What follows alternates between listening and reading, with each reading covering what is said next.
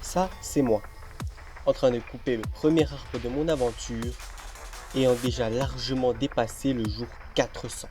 Et vous vous demandez sûrement, mais comment c'est possible ça? Eh bien, tout commence dans ce monde, et s'il y a bien une chose que je peux vous dire, c'est que ce monde a mis ma patience à l'épreuve. Alors, asseyez-vous confortablement et laissez-moi vous conter mon aventure dans ce monde bien étrange.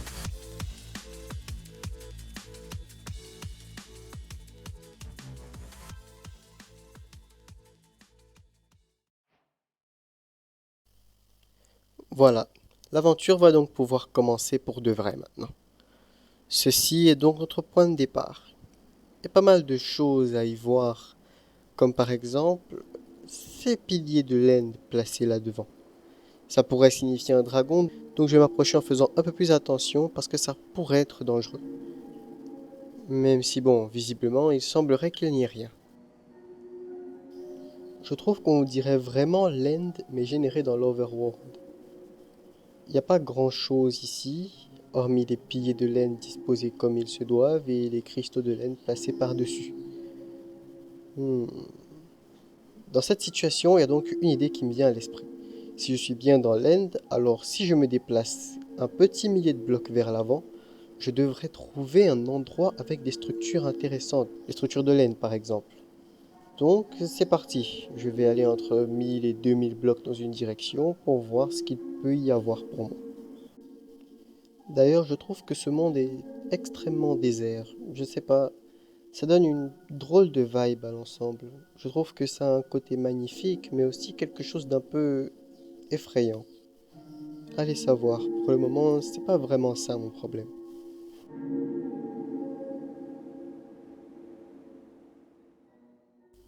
Bon, ça fait plus de 1000 blocs que je marche et j'ai pas l'impression de trouver ce que je recherche.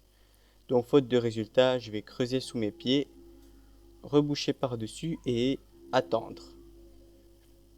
Attendre que quelque chose se passe éventuellement. Quoi? Je sais pas exactement, mais je suppose qu'on devrait bientôt le savoir.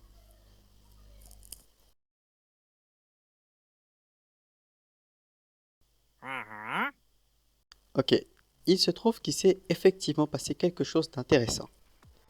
Si vous regardez mon inventaire, vous allez peut-être comprendre de quoi est-ce qu'il s'agit. Et sinon, eh bien, vous avez juste à regarder l'écran et vous comprendrez sûrement instantanément. Pourquoi c'est une bonne nouvelle? Eh bien, regardez les trades. Il y a pas mal de trucs intéressants, comme du bois, de quoi faire des arbres, mais aussi il achète des trucs. Un seau d'eau et une fiole d'eau. Alors, ça peut paraître être rien comme ça étant donné qu'on n'a rien, mais venant d'un Wandering Trader, ça peut très bien servir. Je vous explique. La nuit tombée, les Wandering Traders boivent des potions d'invisibilité pour se rendre invisibles aux yeux des monstres. Ils boiront une potion d'invisibilité 3 fois au cours d'une nuit, et au lever du jour, ils boiront un seau de lait pour se retirer l'effet d'invisibilité. C'est là que c'est intéressant pour nous. À chaque fois qu'un Wandering Trader boit quelque chose, on peut le tuer et on a 8,5% de chance qu'il drop l'item qu'il est en train de boire, que ce soit une fiole d'invisibilité ou un seau de lait. De ce fait, on peut donc remplir le seau de lait ou la fiole d'invisibilité avec de l'eau et les revendre au Wandering Trader. Pour une émeraude si on a la fiole, et deux si on a le seau. Donc il est clair que le seau est un bien meilleur choix marketing. Je pense que vous avez compris ce qu'on va faire pendant les prochaines heures de cette aventure. Enfin, pour vous, ce ne sera probablement que quelques minutes. Mais déjà, commençons par le commencement. Tuons notre premier Wandering Trader et voyons si on a de la chance. Bon, visiblement pas cette fois. Mais c'est pas bien grave. On a le temps.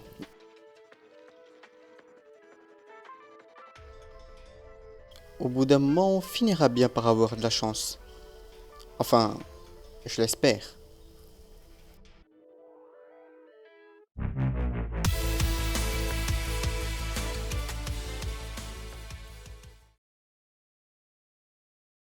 Jour 9. Un nouveau Wandering Trader vient d'apparaître. J'applique donc le protocole. Première étape, je me débarrasse des lamas. Un peu trop encombrant à mon goût. J'ai fait quelques recherches sur les Wandering Traders. Ils meurent au bout de 14 coups critiques à main nue. C'est tout ce que j'ai de toute façon. Alors, je les mets à 13 coups critiques et tout ce qu'il me reste à faire, c'est de leur en mettre un une fois qu'ils boiront la potion. Simple, efficace.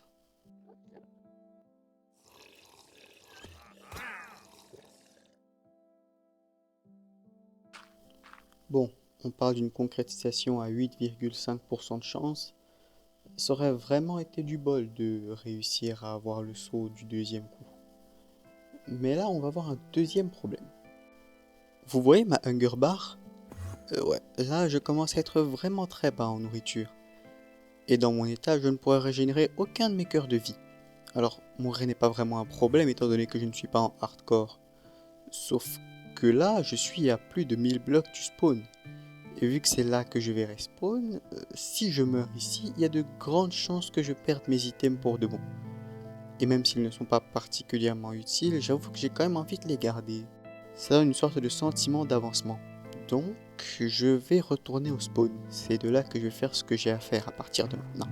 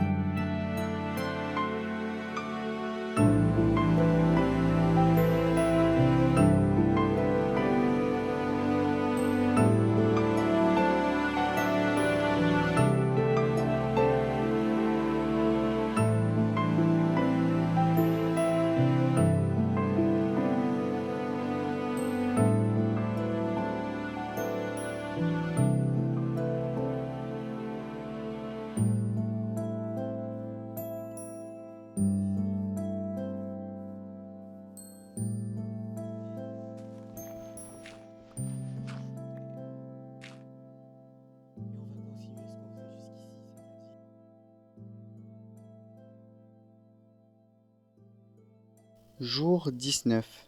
Des pillagers. Alors, au départ, je me disais que non, c'est pas un si gros problème que ça, mais non, en fait, non. Les pillagers sont hostiles envers les Wandering Traders. Je ne peux pas risquer qu'un pillager tue un Wandering Trader à ma place. C'est un gâchis dans l'ordre des statistiques, alors bon, Ok. il va falloir que je m'en occupe. Il y en a trois, très exactement. Hmm. Honnêtement, c'est pas que ça me serve à quelque chose, mais en vrai, celui-ci qui est arrivé un peu à je peux me le faire. Lui, je me le fais. Ah ouais, évidemment. Bon, ça ne s'est pas vraiment passé comme prévu. Mais étant donné que j'avais encore mes coordonnées, j'ai pu récupérer mon loot. Et les pillagers semblent avoir dispawn. Alors, franchement, on peut compter ça comme une victoire, non?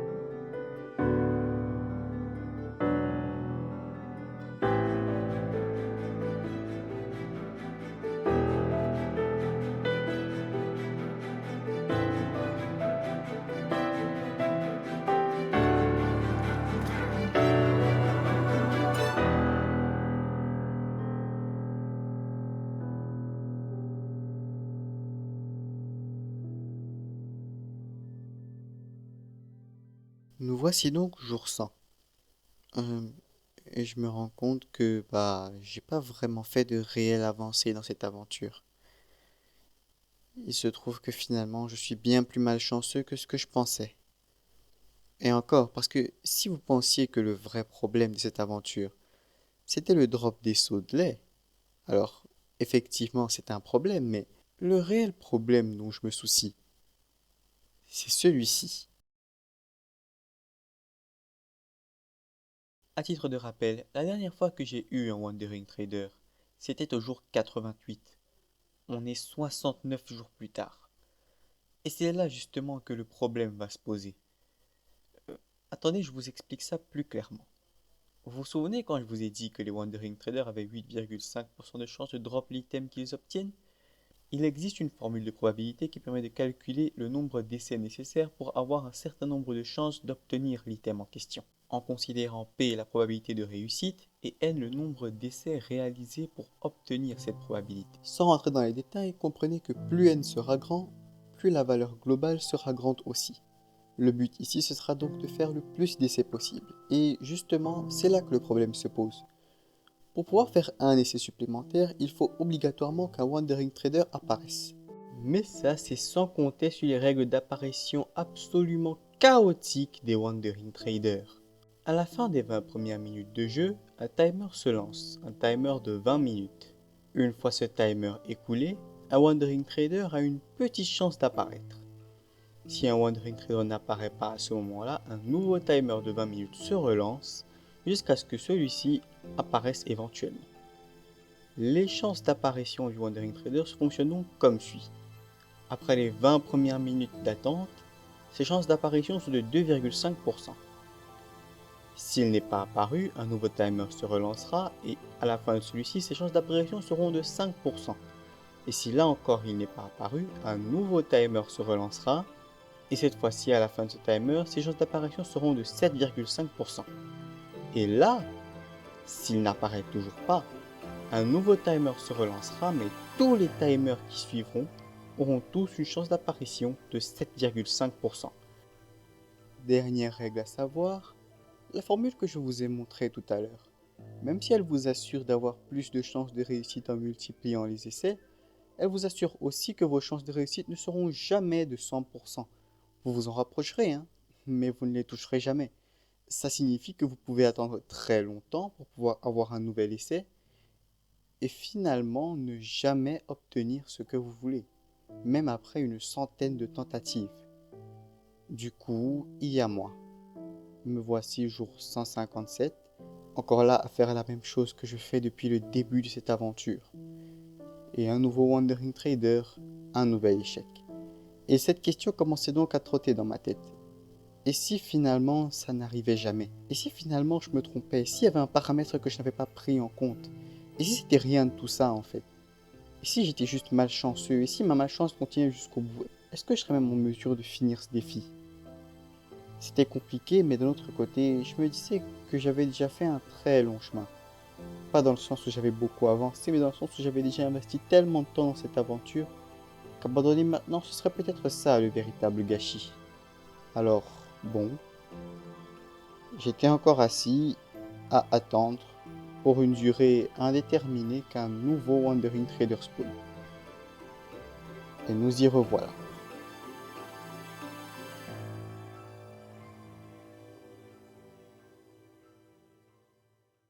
L'attente des Wandering Traders est toujours aussi longue. Alors pour tuer le temps, de temps en temps, je combats les pillagers qui apparaissent. Cette fois-ci, j'ai eu une fiole de mauvais présage. Je l'ai bu en espérant peut-être conserver la fiole ensuite. Si je pouvais y mettre de l'eau, je pourrais au moins la vendre à un Wandering Trader pour avoir une émeraude. Ce qui déjà serait une avancée pas forcément négligeable. Même si bon, je savais déjà très bien que ça ne marchait pas comme ça. L'attente est toujours aussi longue, mais au moins les Wandering Traders continuent d'apparaître. Quoique, s'ils ne me dropent rien, ça ne m'avance pas plus que ça non plus. J'ai fait pousser un petit parterre d'herbe sous terre aussi. Je sais pas, je pense que je m'ennuyais, c'est tout. Vu que visiblement ces Wandering Traders ne sont absolument pas décidés à me drop des sautelets. Euh... Ok, je suppose. Non, j'ai... Non.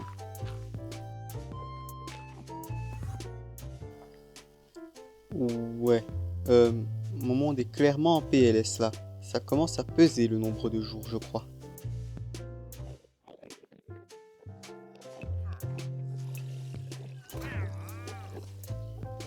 Mais bon, à force de patience, de 410 jours quand même, et de presque 100 jours sans voir le moindre Wandering Trader, il se peut que j'ai finalement eu de la chance.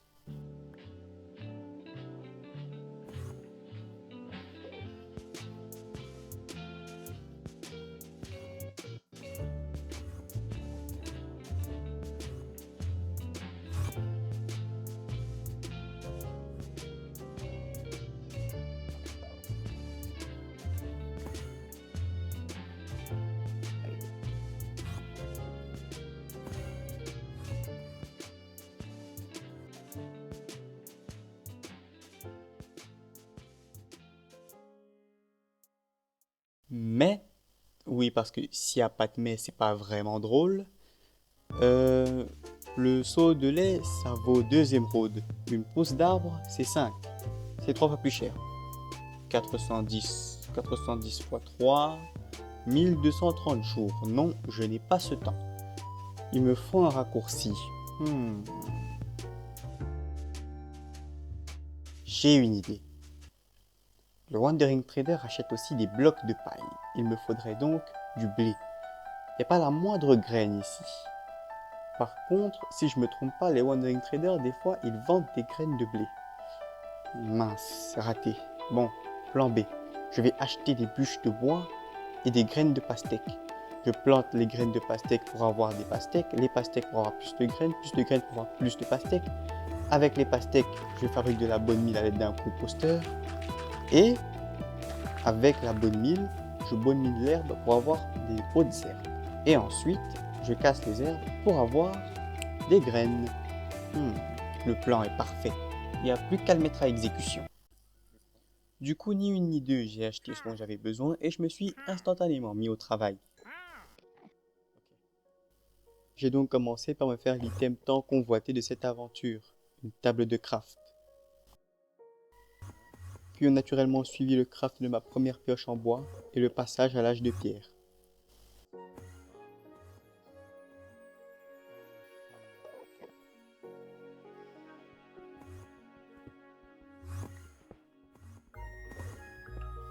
Je me suis ensuite trouvé un petit spot adéquat pour planter ma pastèque, que j'ai ensuite protégé avec de la cobblestone pour éviter que les Enderman ne puissent l'endommager.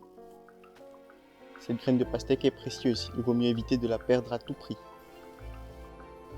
J'ai très vite pu récolter ma première pastèque et donc étendre ma plantation au maximum. J'ai eu de la chance, les pastèques sont vraiment l'outil idéal pour ce genre de choses. Je me suis ensuite creusé une petite zone souterraine qui me servira de base temporaire. Grâce à elle, je pourrai enfin me reposer tranquillement et me protéger des fantômes qui m'attaquent à tout va. Je ferai en sorte de ne pas la perdre celle-là. Grâce à ma stratégie, j'ai très vite pu avoir du blé et à partir de là, tout est allé plutôt vite. Au bout d'un moment, je me suis retrouvé avec une grande quantité de bottes de foin et même suffisamment de blé pour me faire du pain. Et dans ces moments-là, je me dis que finalement, tout ce temps d'attente n'était pas inutile après tout.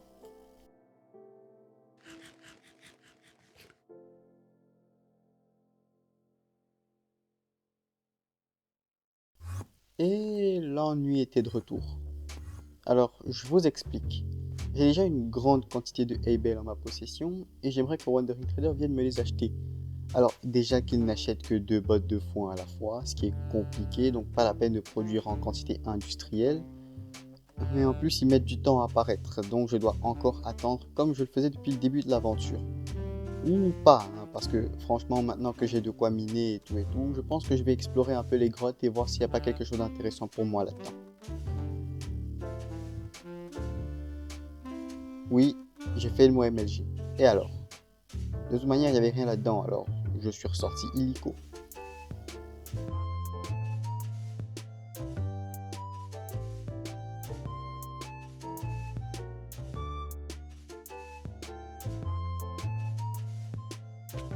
Ok, d'accord, là c'est grave, il va falloir que je retravaille mes MLG. Mais au moins, j'ai trouvé une petite grotte assez intéressante. Et en zoomant un peu autour de moi, j'ai trouvé ceci. J'espérais aussi trouver du diamant autour de moi, mais bon, on peut pas tout avoir dans la vie après tout.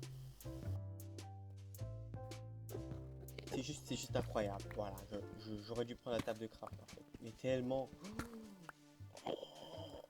Si je meurs, je suis dévasté. Attends, j'arrive bien. Oui, ça là. Frère, moi, ça, même, même en survie normale, j'en ai jamais eu ça. C'est bon ou pas? Fini les équipements en pierre, frère. Oh, mais j'aurais tellement aimé avoir ça. En vrai, je crois que ça, c'est quoi? C'est une neige, non? Oh, mais, non, mais il y aura assez. Je vais faire mes outils. Je vais faire un bouclier. Oh, non, j'ai clairement pas assez de bois pour ça, mais. Oh, mais.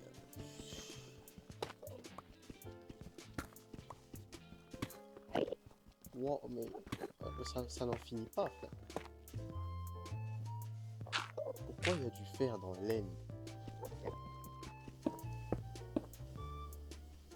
Sur 72, frère. Oh, non, ça va être douloureux, ça.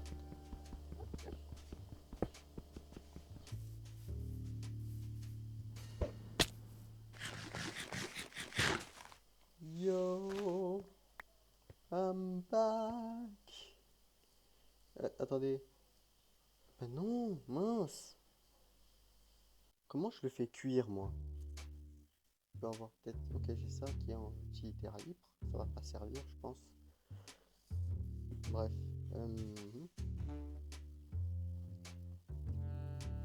Voilà, je me fais 4 fours. Hein, voilà. De toute façon, c'est pas la poubelle qui manque.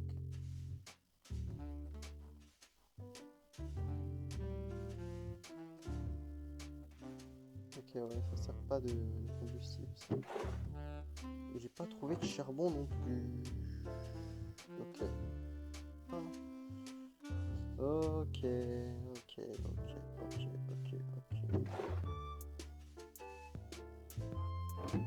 Genre, je sais pas, est-ce que genre une pastèque ça peut? Ok.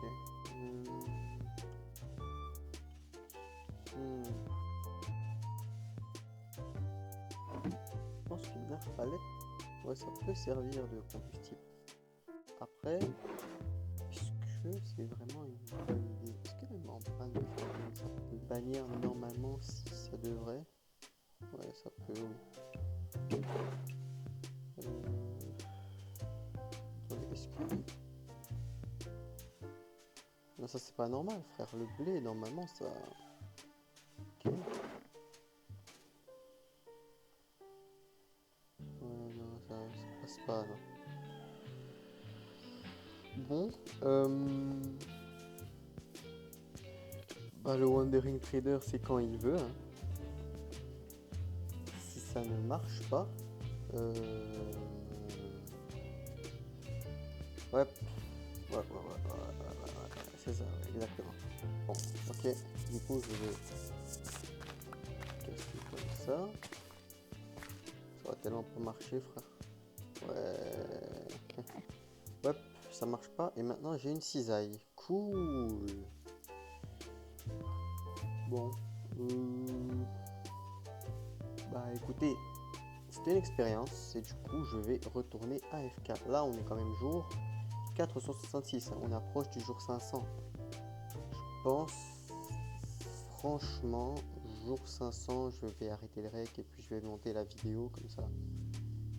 Puis s'il faut, je ferai une partie 2. D'ailleurs, je pense qu'il y aura très certainement une partie 2 parce que... Ouais, non. À force d'attendre, j'ai fini par avoir mon nouveau Wandering Trader. Qui ne m'achète que 2 bottes de foin. C'est génial, c'est génial. Mais à cette vitesse-là, on ne va pas y arriver. Donc, il faut prendre les décisions et il faut prendre les bonnes. Donc après un long moment de réflexion avec moi-même, je décide de dépenser une émeraude pour me refaire un petit stock de bois qui devrait me faire très plaisir. Je peux donc enfin faire cuire mon fer. Ah oui, je sais, c'est pas du tout ce à quoi vous attendiez, n'est-ce pas? Mais bien sûr, on n'oublie pas le plus important, bouclier, pioche et épée parce que pourquoi pas en vrai. Et pendant que j'étais en train de me lamenter d'à quel point le bois était rare et cher dans ce monde, j'ai eu une idée géniale. Je vais aller dans le Nether en utilisant les piliers d'obsidienne de laine qu'il y a au spawn. Ouais, je sais, ça va être super long. D'ailleurs, quand je pense qu'à un moment donné dans mon aventure, je me suis dit que pour tuer le temps, je pourrais casser les piliers d'obsidienne de laine à la main. À la main. Ouais, j'ai été désespéré, je crois. D'ailleurs, vous saviez que les piliers de laine ne faisaient que 3 blocs de large sur leur couche extérieure? Oui, oui. Pour miner un portail du Nether à l'intérieur, il faut obligatoirement passer par la deuxième couche. C'est chiant, et c'est pas pratique du tout d'ailleurs. Après, tu me diras, on ne peut pas allumer de portail du Nether dans l'aine, donc je pense pas qu'ils aient pensé à cette éventualité chez Mojang. Ah, super, j'ai fini. Maintenant, il est temps d'aller voir ce qu'il y a là-bas.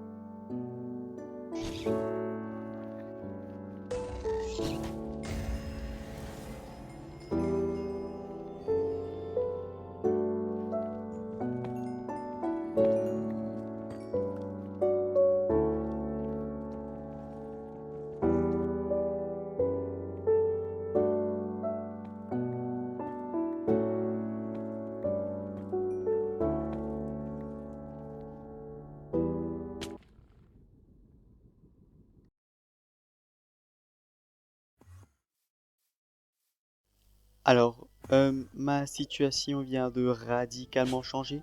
J'ai fait mon énième MLG qui pour le coup m'aura vraiment coûté la vie cette fois-ci. Mon stuff est en train de se faire dévorer par la lave et je suis de nouveau aussi ruiné qu'au début de cette aventure, mais en fait c'est pas grave. Déjà parce qu'évidemment le plus gros de mon fer restait à ma base, mais aussi et surtout parce que la ressource dont j'ai besoin pour relancer mon aventure, elle est déjà juste ici en fait.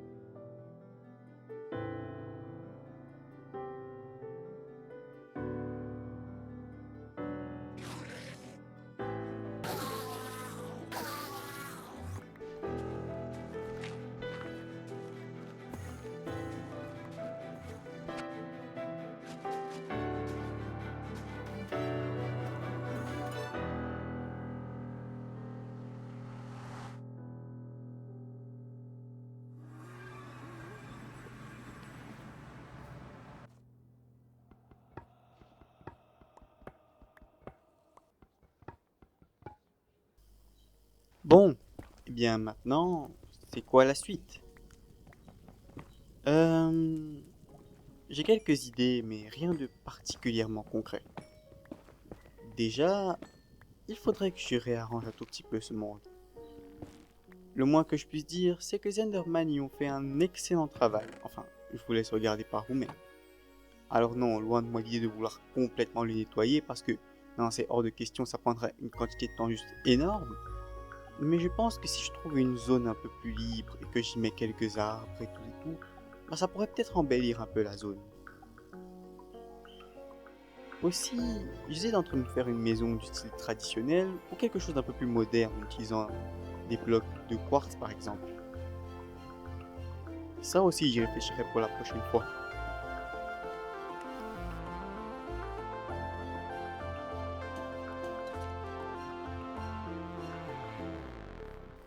D'ailleurs, merci à cette protection en cobblestone qui a l'air d'avoir parfaitement bien fonctionné. Bon, eh bien, nous y voilà. On est à la fin de cette aventure. Alors bon, on est quand même à 30 minutes de vidéo, donc si vous êtes encore là, c'est probablement parce que vous avez aimé le contenu. Si c'est effectivement le cas, n'hésitez pas à me dire les trucs que vous aimeriez bien que je fasse dans ce monde. Je pense qu'il y a quand même pas mal d'idées intéressantes qui pourraient être utilisées. Et bien sûr, n'hésitez pas à liker et à vous abonner en vue de prochaines vidéos qui pourraient arriver. Sur ce, on se dit à la prochaine.